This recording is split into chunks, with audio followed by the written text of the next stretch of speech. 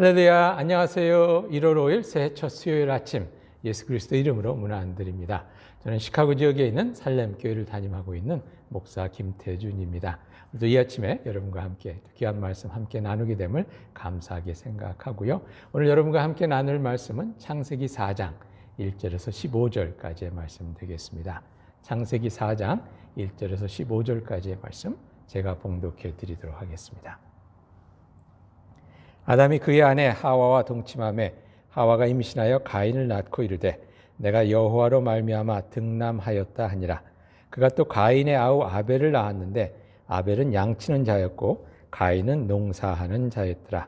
세월이 지난 후에 가인은 땅의 소산으로 제물을 삼아 여호와께 드렸고 아벨은 자기도 양의 첫 새끼와 그 기름으로 드렸더니 여호와께서 아벨과 그의 제물은 받으셨으나 가인과 그의 제물은 받지 아니하신지라.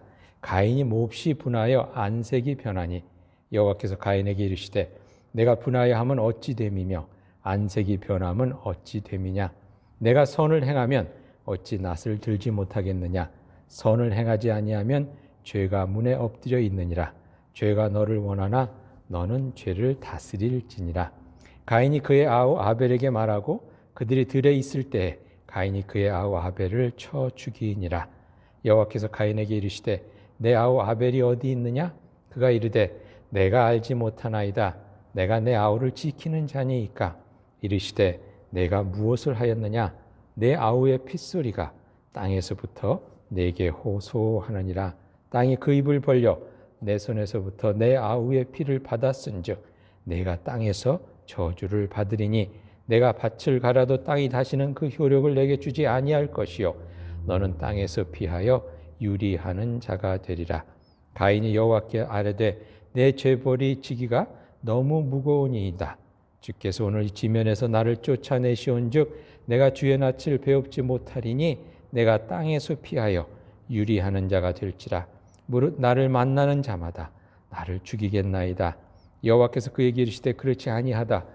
가인을 죽이는 자는 벌을 7배나 받으리라 하시고 가인에게 표를 주사 그를 만나는 모든 사람에게서 죽임을 면하게 하시니라.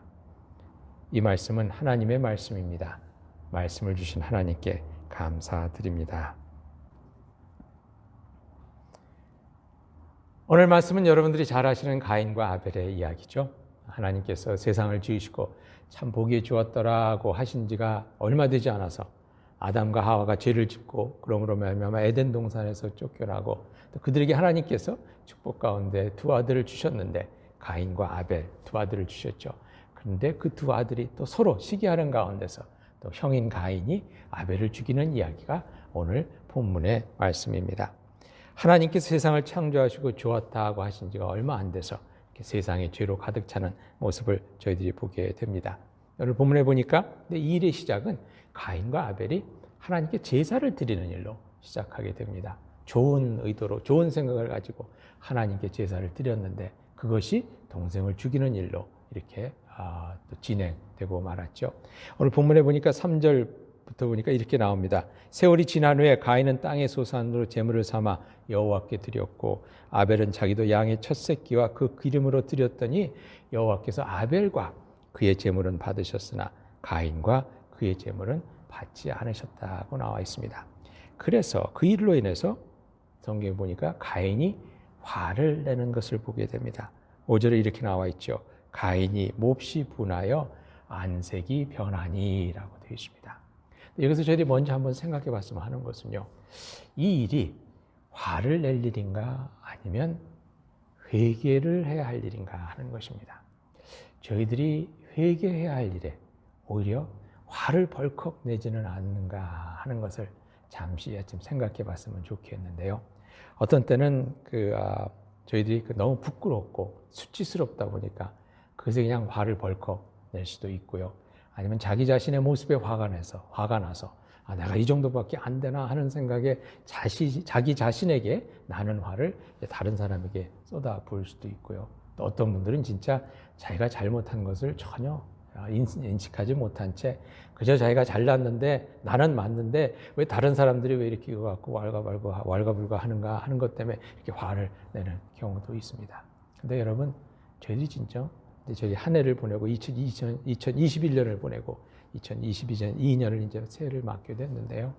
지난 한 해를 보내면서 혹시 우리가 회개해야 될 일에 또 화를 내고 있지는 않은지, 그 화를 또 여태 품고 있지는 않은지 하는 그런 생각을 한번 잠시 해봤으면 좋겠습니다. 혹시 진정 회개해야 할 일에 화를 내고 있지는 않은지요.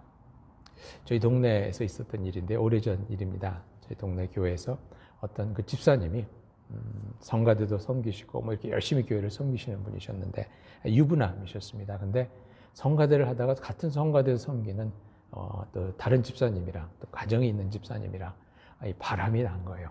그래서 교회가 막 뒤숭숭해지고 말이 많고 그러니까 하루는 목사님께서 그 두 분을 불러다가 이렇게 권면을 하셨답니다.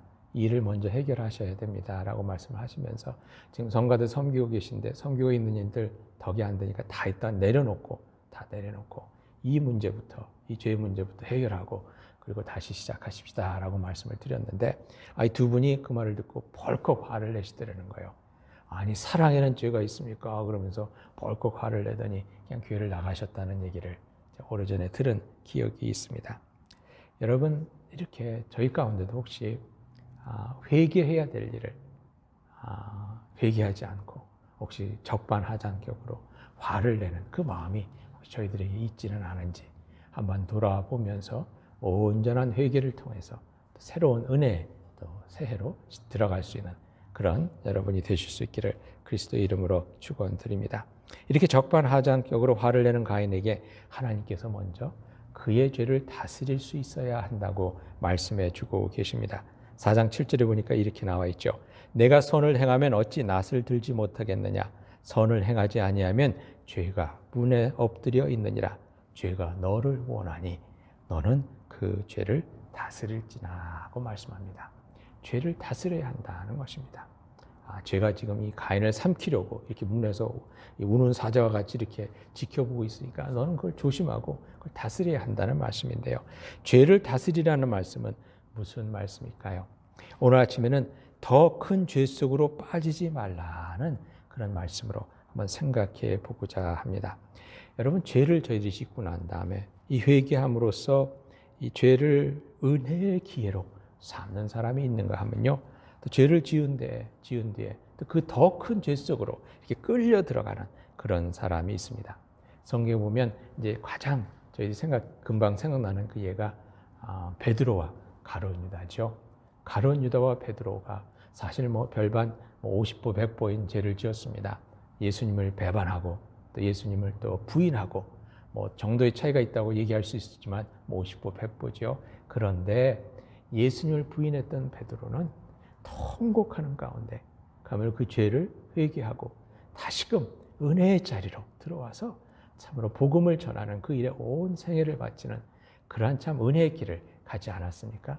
반면 가룟 유다는 자기가 잘못한 것을 깨달았지만 거기에 그냥 화가 나서 그때 은으로 받은 은 30전을 갖다가 그냥 성전에다 던져버리고 그리고 홧김에 목을 매달아 죽고 말았습니다.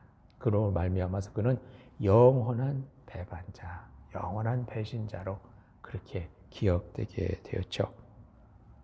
여러분 오늘 본문에서도 가인은 제사를 온전히 드리지 못한 죄를 또 회개하는 가운데서 그러면 그 다음에는 온전한 제사를 드림으로 말미암아서 하나님께 칭찬받을 수 있는 그런 인물로 기억될 수가 있었습니다.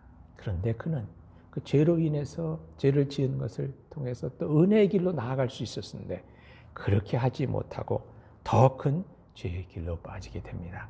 결국 시기함 가운데 그 시기심을 이기지 못하고 자기 동생 아벨을 들로 불러내어서 남몰래 죽이게 되죠. 여러분 새해를 맞으면서 아마 우리도 이제 2022년을 저희들이 또 새로운 각오로 이렇게 시작하지만 또 각오 가운데 또 저희들도 실수할 수도 있고요. 또 저희들이 계속해서 또 죄를 지으며 이렇게 살게 될 것이라는 것, 또 어느 정도 또 저희들이 인식하고 있는 것 같습니다.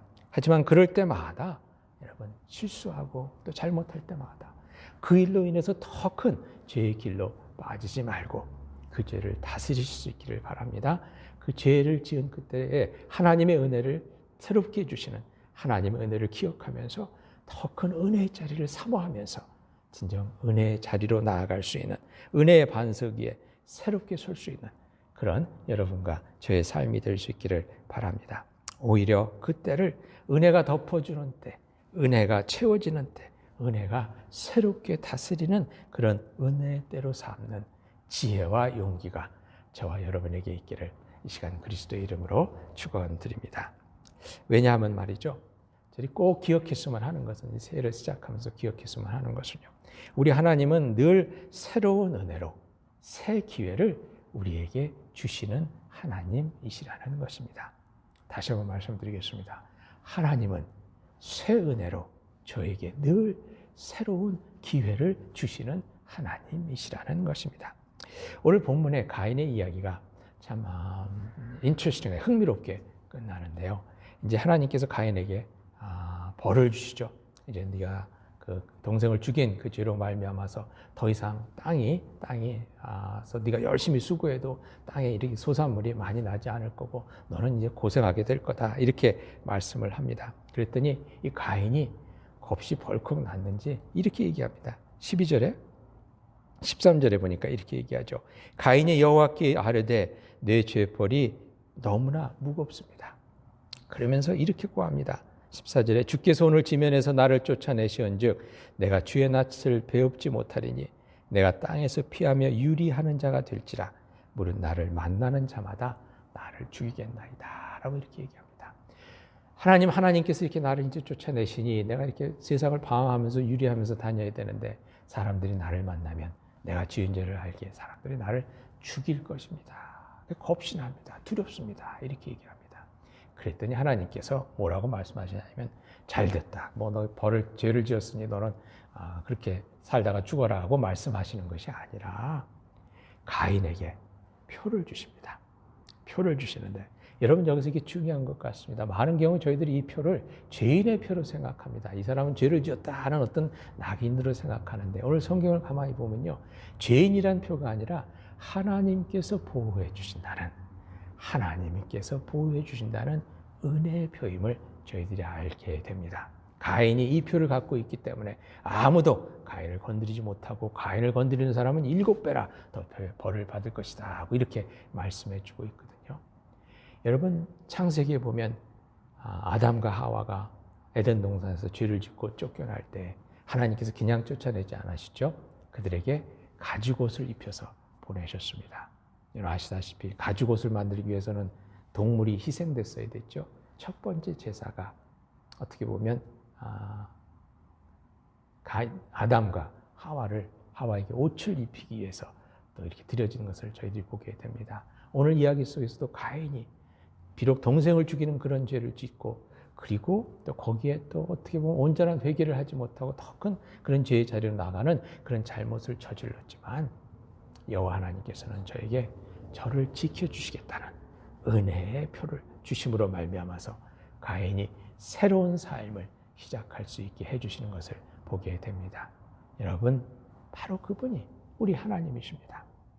저에게 새해를 주시는 것도 우리에게 새로운 은혜로 새 기회를 주시는 그런 하나님의 은혜의 손길이 아닌가 하는 생각을 해보게 됩니다.